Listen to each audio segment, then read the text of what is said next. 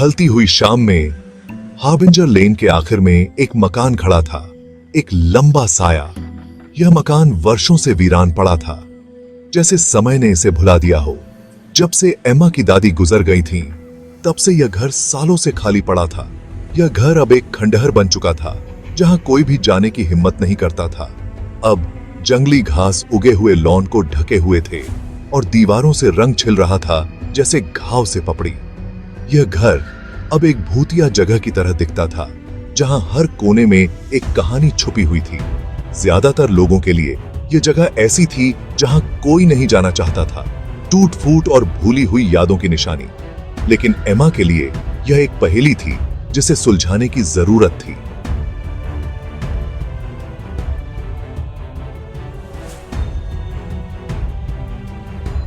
यह सही गिवी पहेली थी, जिसे सुलझाने की जरूरत थी। वह जानती थी कि इस घर में कुछ ऐसा था जो उसकी दादी ने छुपा रखा था, कुछ ऐसा जो उसके परिवार के इतिहास से जुड़ा था। उसने शाम की ठंड से बचने के लिए अपनी जैकेट को और कसकर पकड़ लिया। हवा में एक अजीब सी ठंडक थी जो उसकी हड्डियों तक पहुंच रही थी। उसके एक हाथ में एक टॉर्च थी जिसकी रोशनी अंधेरे को चीर रही थी, और दूसरे हाथ में एक घिसा पिटा चमड़े का जर्नल था। यह जर्नल उसकी दादी का था, जो रहस्यमय एंट्रीज और अजीबोगरीब चित्रों से भरा था। यह जर्नल उसकी दादी का था, जो रहस्यमय एंट्रीज और अजीबोगरीब चित्रों से भरा था। यह जर्नल उसके परिवार के अतीत का एकमात्र सुराग था, जो अतीत फुसफुसाहटों और अधूरी सच्चाइयों में डूबा हुआ था। यह उसके परिवार के अतीत का एकमात्र सुराग था, जो अतीत फुसफुसाहटों और अधूरी सच्चाइयों में डूबा हुआ था। एमा ने जर्नल के पन्नों को पलटा। हर पन्ना एक नई पहेली की तरह था। जैसे ही एमा घर के पास पहुंची, उसकी रियर एज की हड्डी में सिहरन दौड़ गई। यह घर अब भी उतना ही डरावना था जितना उसने सुना था। हवा भारी हो गई, गीली मिट्टी और किसी और चीज की गंध से भरी हुई, कुछ पुरानी और बेचैन करने वाली। यह गंध उसे उसके बचपन की याद दिला रही थी, जब वह अपनी दादी के साथ यहां आया करती थी। घर उसे देख रहा था, उसकी खाली खिड़कियां खाली आंखों की तरह। ये खिड़कियां जैसे उसकी आत्मा में झांक रही थीं, उसके हर कदम को देख रही थीं। एक गहरी सांस लेते हुए एमा पोर्च पर कदम रखा। उसके लकड़ी के फर्श उसके भार तले कराह उठे। हर कदम के साथ उसे ऐसा लग रहा था जैसे वह किसी पुराने रहस्य के और करीब पहुंच रही हो। वह जानती थी कि जो वह उजागर करने वाली थी, वह उसकी जिंदगी हमेशा के लिए बदल देगी। लेकिन उसे यह भी डर था कि कहीं यह सच्चाई उसे और उसके परिवार को और भी गहरे अंधेरे में न धकेल दे। वह बस इतना नहीं जानती थी कि यह बेहतर होगा या बदतर, लेकिन एक बात तय थी, इस घर के अंदर छुपे रहस्य को उजागर करना ही उसकी नियति थी।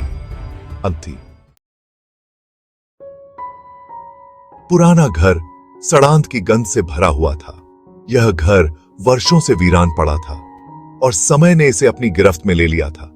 हर जगह धूल जमी हुई थी, मानो किसी ने सदियों से इसे छुआ न हो, और मकड़ियों के जाले फर्नीचर पर भूतिया केफन की तरह लिपटे हुए थे। ये जाले समय की कहानियां बयां कर रहे थे। फिर भी गंदगी और उपेक्षा के नीचे एक अदृश्य सुंदरता छिपी हुई थी, जो केवल एक संवेदनशील आत्मा ही देख सकती थी। एमा एक छिपी हुई सुंदरता को महसूस कर सकती थी। उसकी आंखों में एक चमक थी जो इस घर की पुरानी यादों को जीवित कर रही थी। घर कभी भव्य हुआ करता था।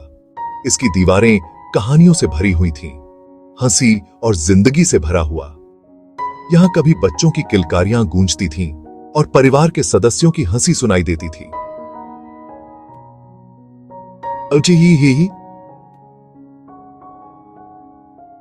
बस सन्नाटा रह गया था, एक ऐसा सन्नाटा जो दिल को चीर देता था।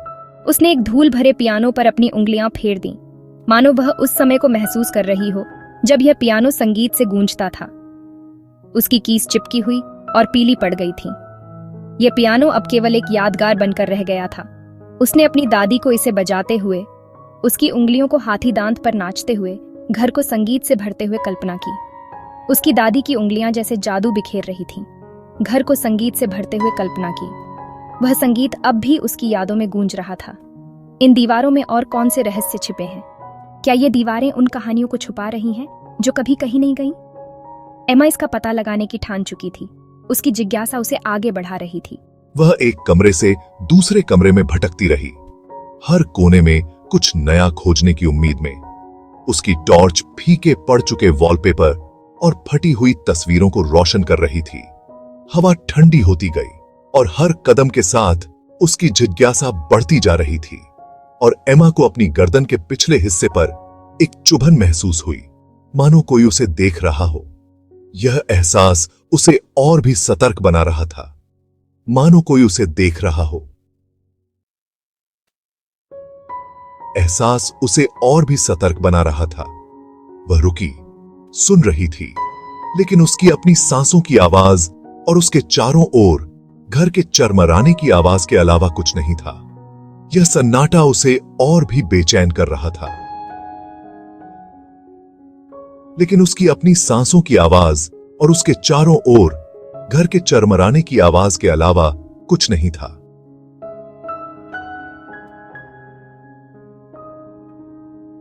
यह सन्नाटा उसे और भी बेचैन कर रहा था।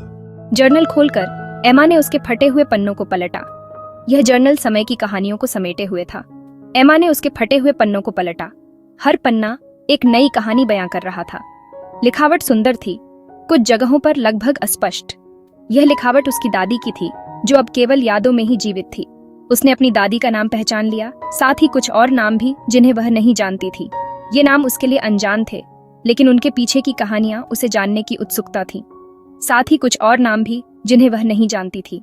ये नाम उसके लिए अनजान थे, लेकिन उनके पीछे की कहानियां उसे जानने की उत्सुकता थी। हाशिए में अजीबोगरीब निशान बने हुए थे, जो उसकी निगाहों के नीचे लिखते और हिलते हुए प्रतीत हो रहे थे। ये निशान किसी रहस्य की ओर इशारा कर रहे थे। ऐसे निशान जो उसकी निगाहों के नीचे लिखते और हिलते हुए प्रतीत हो रहे थे। ये निशान किसी रहस्य की ओर इशारा कर रहे थे। जैसे जैसे उसने पढ़ा, उसके ऊपर बेचैनी की भावना छा गई। यह जर्नल केवल एक बूढ़ी औरत की बकवास नहीं थी, वे चेतावनी थी। ये केवल एक बूढ़ी औरत की बकवास नहीं थी, वे चेतावनी थी।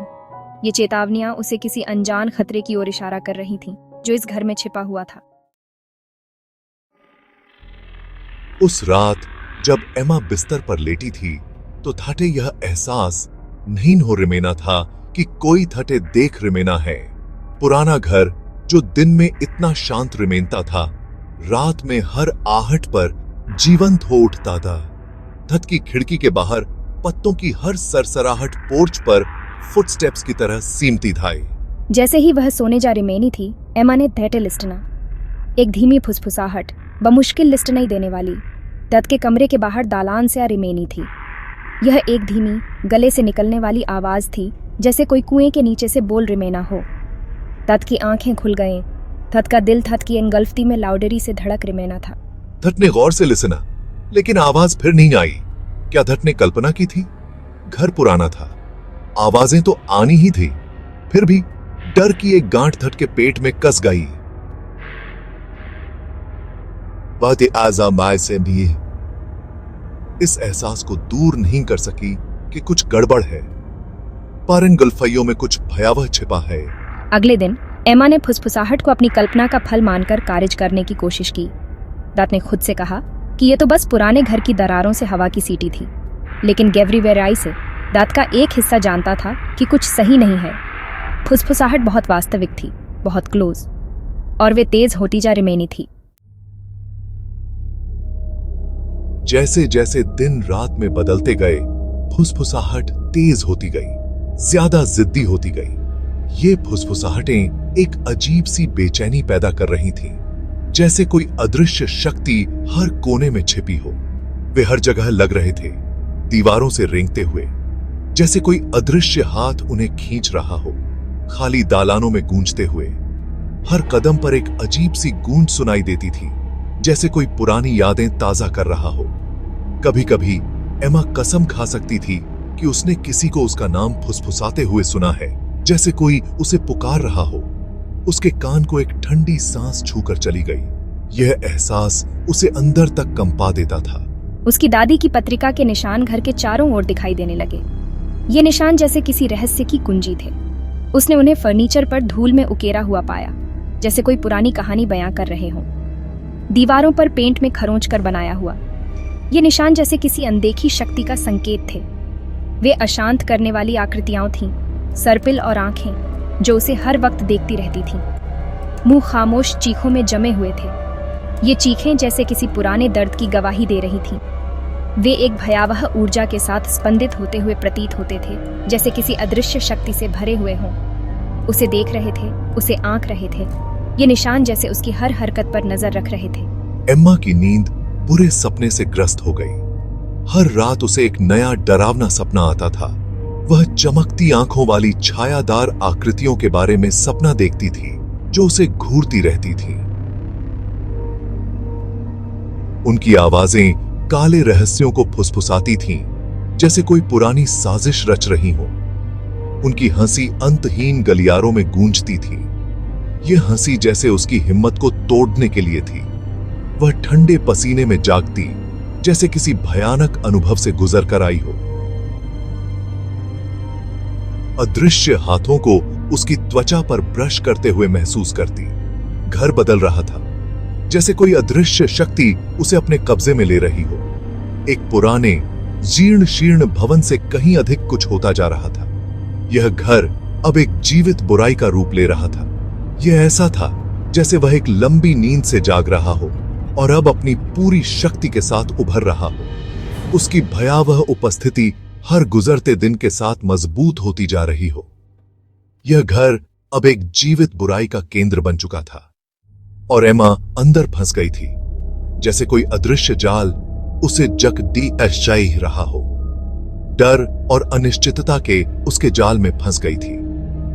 अब उसे इस घर से बाहर निकलने का कोई रास्ता नहीं सूझ रहा था।